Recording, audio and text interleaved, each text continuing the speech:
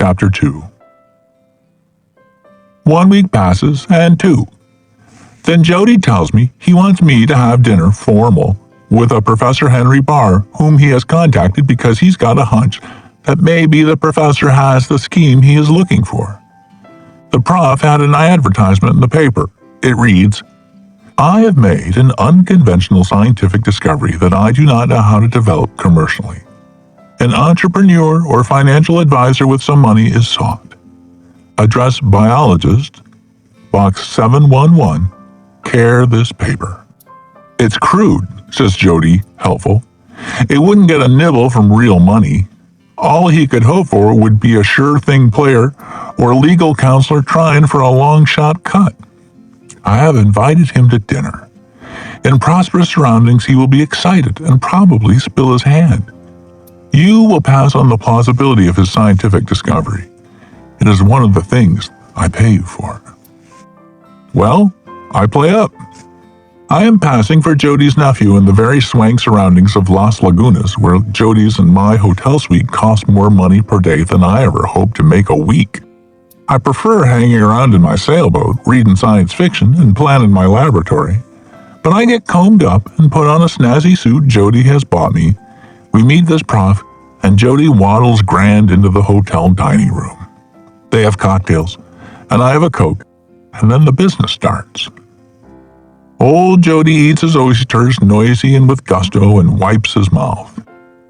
"I was much interested in your advertisement, Professor Barr," he wheezes. "It is such a beautiful approach. However, I will bet cash money that you didn't get a single answer besides mine worth your talents."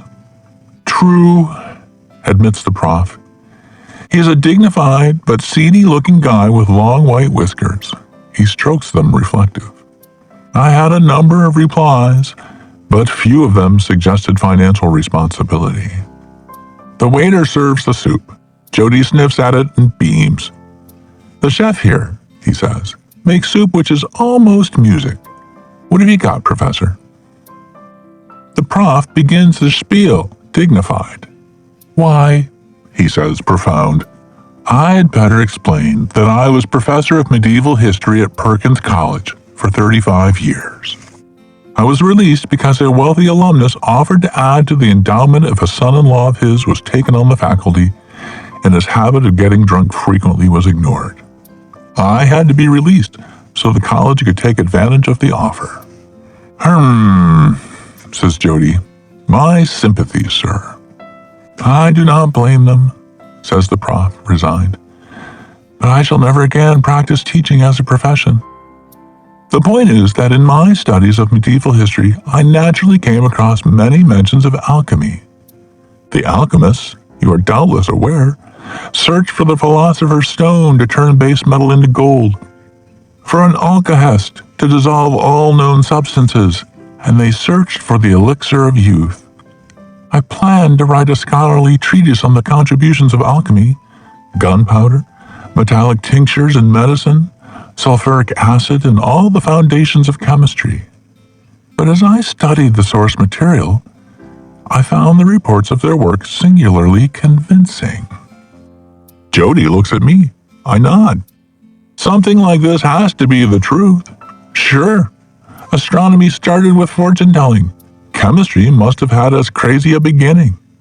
I nod emphatic. "It has been pointed out," says the prof, profound, "that if one sat 1,000,000 monkeys at 1,000,000 typewriters and kept them pounding away at random, by the mere operation of the laws of chance, one of those monkeys would ultimately rewrite the Smith report on atomic energy.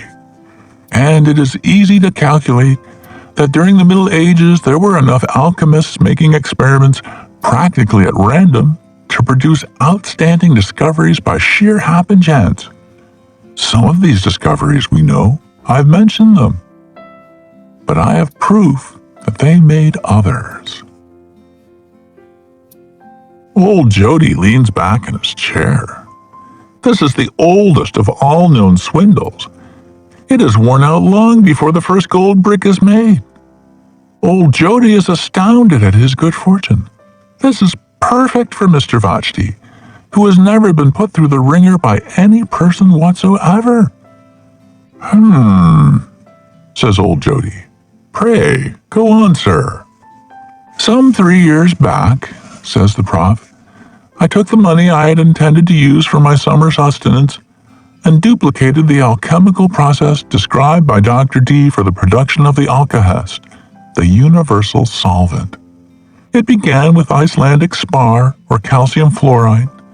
The intervening processes were absurd, but as a result I achieved a liquid which turned out to be hydrofluoric acid, the acid which is now used for etching glass, and which is so nearly a universal solvent that it can be retained in fluorocarbon plastic bottles. I perk up my ears. Old Jody sees my face. He grunts, Interesting. Pray continue. The waiter served some beef à Maréchal Chateaubriand. Jody drools. He begins to stoke himself steadily. I had proved one alchemical discovery true, said the prof. The philosopher's stone. Old Jody chokes. He says, pained, Not a process to make gold, please, prof. The philosopher's stone, said the prof, stern, may have been achieved, but when metals are transmuted, the energy release is tremendous. It is atomic energy. When uranium is changed into boron and such, an atomic bomb is the result. The manufacture of gold would involve highly lethal radiation in vast quantities. I did not attempt to duplicate the philosopher's stone. That's better, said Jody, relieved. But, says the prof, I did, at great and crippling expense to myself, repeat Hermes Trismegistus's process for making the elixir of youth. And it worked. Old Jody looks, blinks, and then he begins to kind of glow with happiness inside and out. This is the oldest swindle on earth. It goes back to before history. It is so cold and so worn out that it is undoubtedly the only one that ain't been tried on Mr. Voucht. And for a bloodthirsty old guy now gloomily hanging on around 70, it is the one bait that he would like to believe in if he could. Remarkable, wheezes Jody. You have experimental evidence, of course. I beggared myself procuring the materials, says the prof, apologetic. Modern chemicals will not work.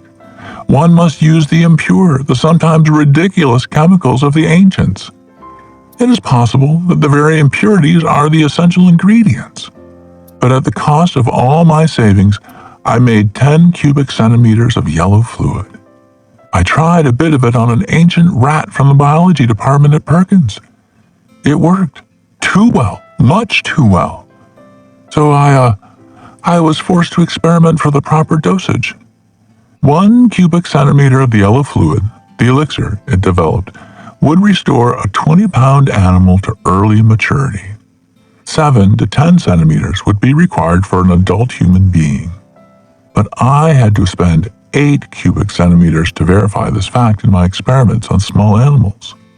I only have 2 centimeters left. But I do have a number of very elderly rats at my dwelling. I will let you choose any one of them. I will administer the elixir and allow you to take the animal away and care for it. In 3 days, it'll be a young rat again. Such evidence would be unquestionable, beams Jody. How much? Eh?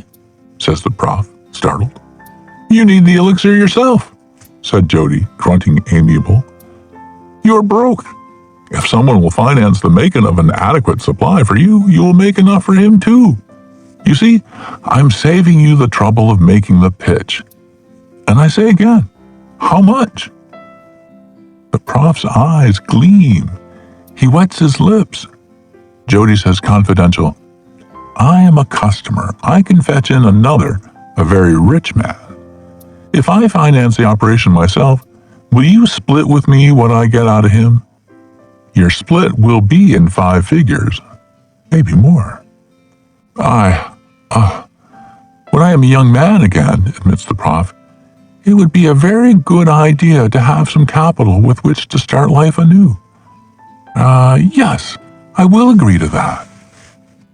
Jody asks questions fast and peels off century notes like he was dealing a hand for setback. He is hooked. He is beaming. All during the rest of dinner he wheezes and snorts happy to himself. After the prof has gone away, old Jody says scornful that he is strictly a small-time operator, and he doubts if he ever took over a customer for as much as $1,000 in all his life. But he figures prof is right for plenty more than this first installment, which is what Jody wants. Up in our rooms, he is still grinning with all his chins and waddles. A lovely business, eh, Buck? Convincing, too. Can't you picture how vouch he will fall for this elixir of youth proposition? He'll see himself young, surrounded by pretty girls. I know of a couple of science fiction writers could have done it better, I say detached, but it's good enough. It would take a good man to find a hole in that theory. In fact, it'd probably work. Huh? Said Jody. It would probably work, I repeat, firm. That catalyst stuff is good reasoning. I knew a fellow that got fired from a silver plating plant, and he took a file and filed off some powdered bakelite into each one of the plating baths to get even. The firm near went crazy. The bakelite don't dissolve or anything, but you can't plate when it's in the bath. It's an anti-catalyst. Some of those impurities the prof was talking about must keep the regular chemical actions from taking place, so you get what he said. Old Jody sits down and howls. That stuff about the 1,000,000 monkeys is true, I point out. I read that myself in a science magazine. I got a hunch there's more to his idea than he figures. If my laboratory was set up, I'd try it myself. Maybe I better had anyways. Buck, wheezes old Jody. You'll be the death of me. He near strangles laughing. I get mad. Okay, I say, but I tell you right now you'd better let me do it if you sure enough want that elixir. Icelandic spar ain't what he said. He's got good dope, but he's a phony. Old Jody thinks that's so funny, I go out and take a walk to cool off. But the more I think about it, the better the prof's stuff looks. Next day, I go to the public library and hunt up alchemy. I get a bunch of books out in the reading room. Trismegistus, Bacon, Theophrastus, Paracelsus, Count Graby. I read them fast and taking notes when necessary. I get fascinated. The stuff sounds plenty convincing. I get excited. It's as good as some science fiction. I fill my head up with the stuff and a notebook with memos. I go to a drugstore and buy some test tubes. I get an alcohol burner and some denatured. I go to a paint store and buy some more stuff. I have to hunt high and low before I can find a hobby shop with geological specimens. I get some stuff there. Fluorspar. The clerk sells it to me indifferent. Plenty of guys my age mess around with experiments. I get everything I need, except some egg skin. I go back to the hotel, lock the door, and put the stuff together. I have not got pure chemicals. A hunk of native sulfur. I catch some soot from safety matches that I burn one after another under a metal ashtray. I got a hunk of sal ammoniac, lump stuff, not what they sell at a drugstore. Nobody will sell me oil of vitriol, but I get some at a garage where they have it for storage batteries. I got some iron pyrites. I mix the stuff up careful. Makes an awful stink. I have to open the windows.